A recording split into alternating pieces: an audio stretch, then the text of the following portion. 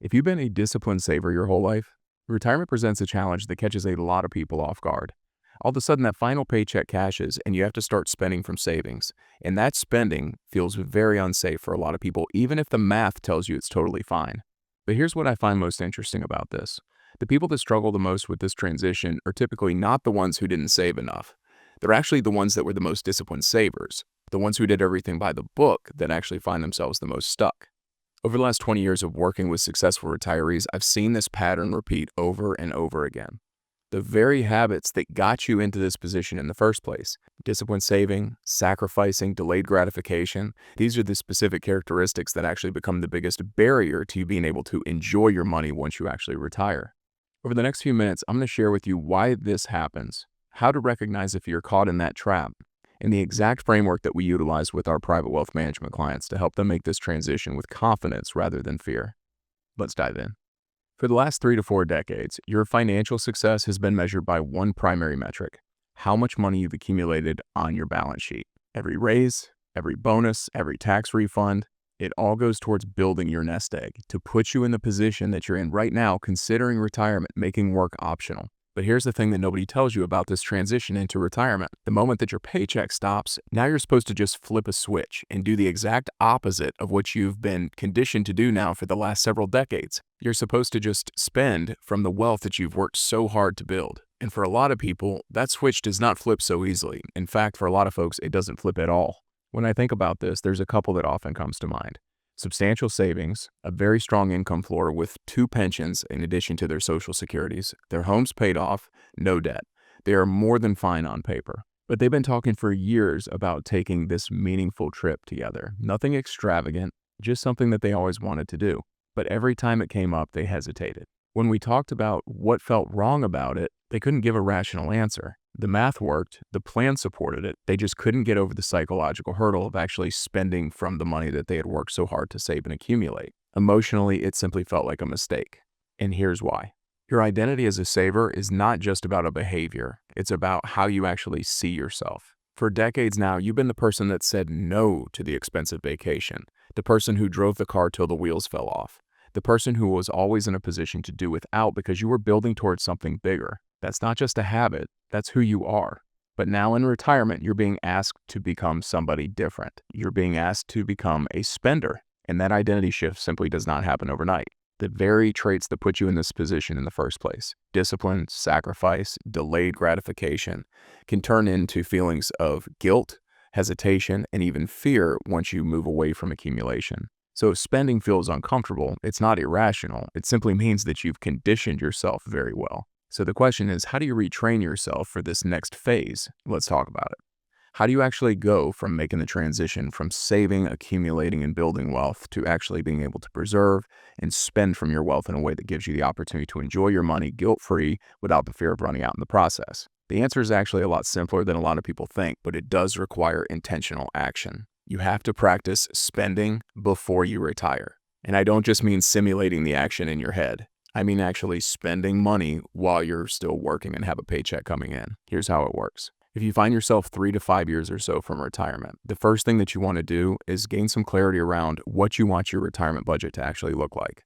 In a perfect world, how much money do you want coming in the door to be able to spend and consume comfortably while you're actually retired and there's no more paychecks coming in the door? What will that budget actually entail? If you'd like to travel twice a year in retirement, start practicing that now. If you've been putting off joining the golf club or taking the cooking class or volunteering locally, start putting those actions into practice today. The goal here is to remove the emotional shock of spending from savings by building the lifestyle today before your paycheck actually disappears.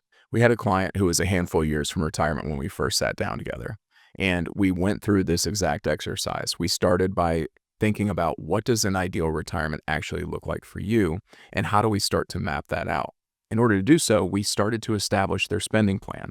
We segmented their spending according to their needs, wants, and wishes, their essential spending needs, their discretionary spending needs, and their wishes, their one-time spending that they look forward to being able to enjoy once the paychecks stop. Once we gained clarity around what those numbers look like, I told them to start spending according to that plan today. Let's test the plan while we still have income coming in. That way we can make the necessary adjustments ahead of time. And they actually did it. They started taking the extra trips. They joined the activities that they had been postponing. They started to build the rhythm of retirement before they were technically retired. By the time they actually had stopped working, the transition felt seamless. They'd already proven themselves that the budget worked. There was no guilt. There was no identity crisis. The key insight here is that this is where the needs, wants, wishes framework for spending becomes so critical, because you cannot practice spending if you don't know what you're actually spending on in the first place. So let's go into that just a bit deeper. We isolate 3 primary categories of spending. Category 1 are your needs. These are the essential spending needs that you have that are going to cover your baseline lifestyle. Category 2 are your wants. These are the discretionary spending that's going to be able to help provide additional joy and flexibility to your lifestyle. Category 3 are your wishes. These are the one-time spending objectives, the bucket list items, the legacy gifts, the experiences that you've been postponing.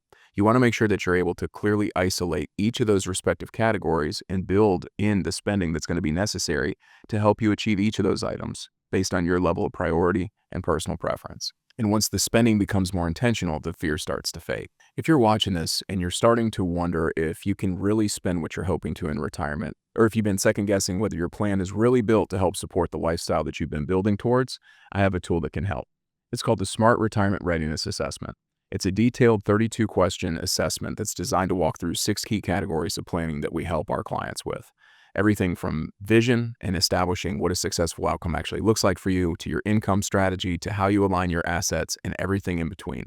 If you'd like to learn more, there's a link in the description. Now let's talk about something that can completely derail all of this, even if the numbers tell you that you're perfectly fine. I call this the couple dynamic. Even if you practice spending, even if you build clarity around your personal retirement budget, there's another challenge that shows up all the time, and that's when you and your spouse are simply not on the same page. I recently sat down with a couple who has tried to navigate this exact dynamic.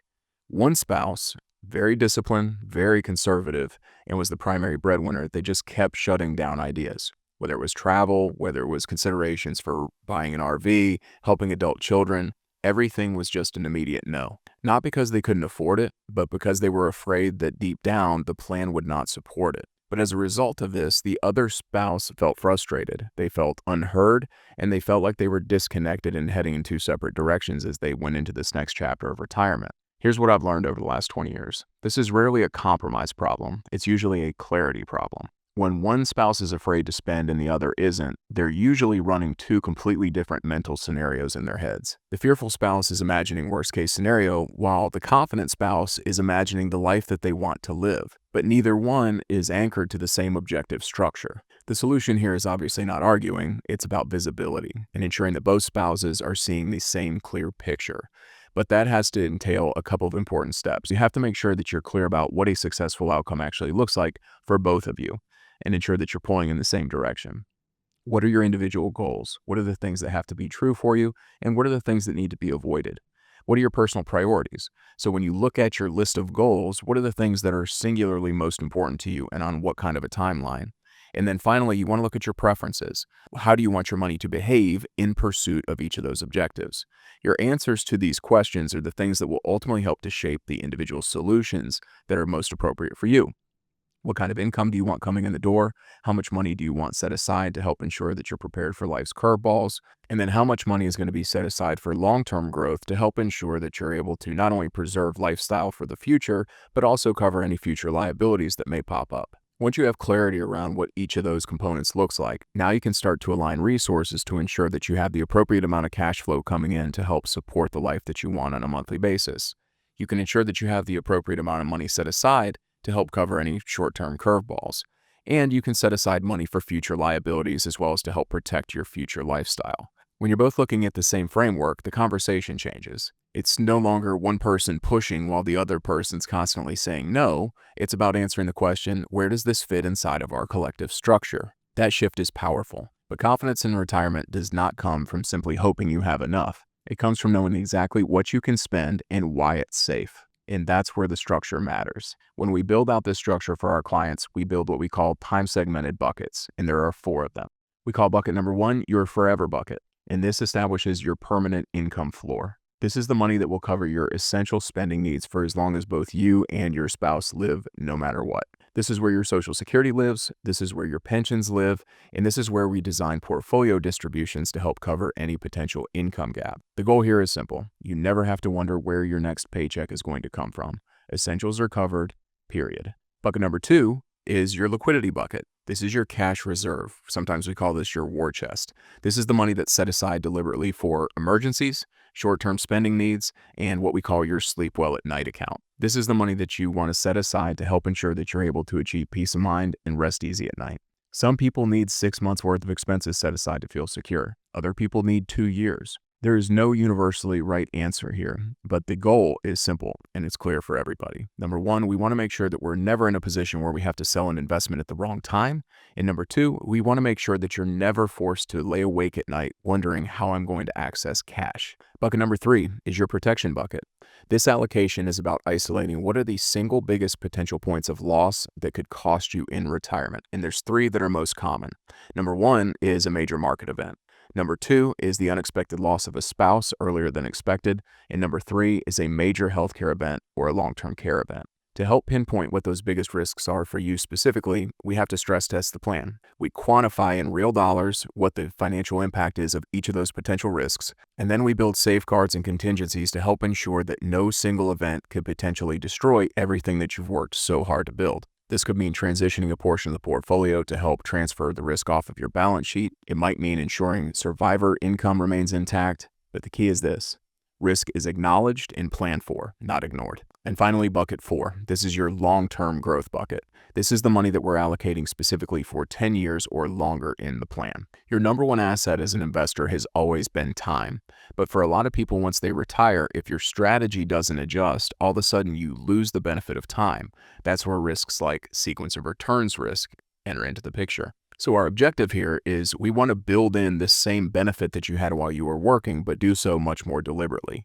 We want to make sure that we've earmarked the appropriate amount of assets that you need to spend in the short term while ensuring that the long-term money is positioned to take advantage of the benefit of runway so that we can continue to invest with a long-term horizon in mind. This is what ensures that you're able to continue to maintain purchase power, protect against inflation risk, and ultimately put yourself in a position where you're not just preserving wealth, but continuing to grow it. When you see this structure on paper, something tends to shift. Suddenly, spending doesn't feel reckless. It feels intentional. You're no longer hoping that the market cooperates. You're no longer guessing. You know your essentials are covered. You know that you have liquidity intentionally set aside to ensure that you're ready for any of life's unexpected curveballs. You've isolated your most pressing risks and have built contingencies around how they will potentially impact the strategy that you have in place. You've isolated your biggest risks and planned for them accordingly, and you know that your opportunity for long-term growth is still intact. That structure is what gives you the permission to enjoy what you have spent decades building. So if you've been a disciplined saver your entire life, understand this. The transition from saving to spending is not automatic. It requires intentionality, it requires clarity, and it requires structure. Now, if you're sitting there thinking, I'm not sure if my current plan will actually support this, or I don't know if we built this kind of a framework, that's exactly why we built this Smart Retirement Readiness Assessment. It's a free assessment. It takes about 5 minutes to complete, and it'll help you determine exactly where you are in your current retirement readiness, as well as to help pinpoint any potential blind spots you may be currently facing. At the end, you'll get a personalized snapshot of where you stand today. There's a link in the description where you can complete the assessment now. If you're within a few years of retirement, you want to see if you're on track, click the link below in the description to learn more now.